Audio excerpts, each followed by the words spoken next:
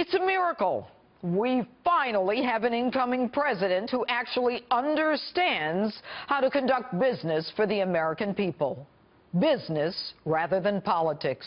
Although he's just proven himself to be pretty good at politics, too. President-elect Donald Trump already making deals, just as he promised. The strategist and CEO that our country needs. Certainly not a politician constantly worried about universal approval. Great leaders, whether they're heads of countries or companies, deliver. They understand making decisions are not about winning the popular vote. They know instinctively what's needed to get it done, not stopping to test fingers to the wind.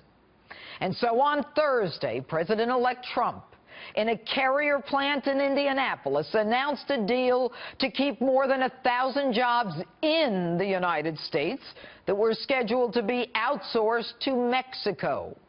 Amazing.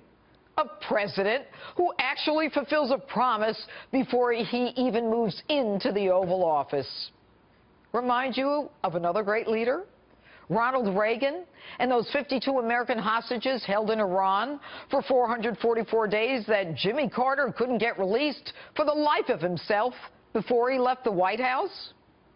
And curious that in June, when President Obama was asked by a member of the very steelworkers union employed by Carrier if anything could be done to stem the tide of jobs leaving the United States, referencing that candidate Trump had just said he could do it, Mr. Hope and Change himself answers, not a chance, pontificating to this steelworker that American workers need to just learn better skills to adapt to new technology like clean energy. By the way, wasn't it Obama's Department of Energy that sold us Solyndra? Remember that clean energy company destined for failure that lost $500 million taxpayer dollars? Sure, learn that technology and you'd be out of a job there for good. And then Obama takes his shot. Listen. Those jobs of the past are just not going to come back. And when somebody says, like the person you just mentioned, who I'm not going to advertise for, that he's going to bring all these jobs back. Well, how exactly are you going to do that? What are you going to do? There's no answer to it. He just says, well, I'm going to negotiate a better deal. Well, how exactly are you going to negotiate that? What magic wand do you have? What magic wand? The magic wand, Mr. President, that Donald Trump has that you certainly don't is a business acumen, a focus, and a passion for the American worker who desperately wants nothing more than a job and the ability to feed the family. And to those naysayers, including Sarah Palin, who criticize him, let me ask you a question. If we can keep companies from exporting American jobs to foreign countries by offering incentives, why wouldn't we do that? We do all kinds of generous things for illegals, refugees. We educate them, medicate them, house them, give them food stamps.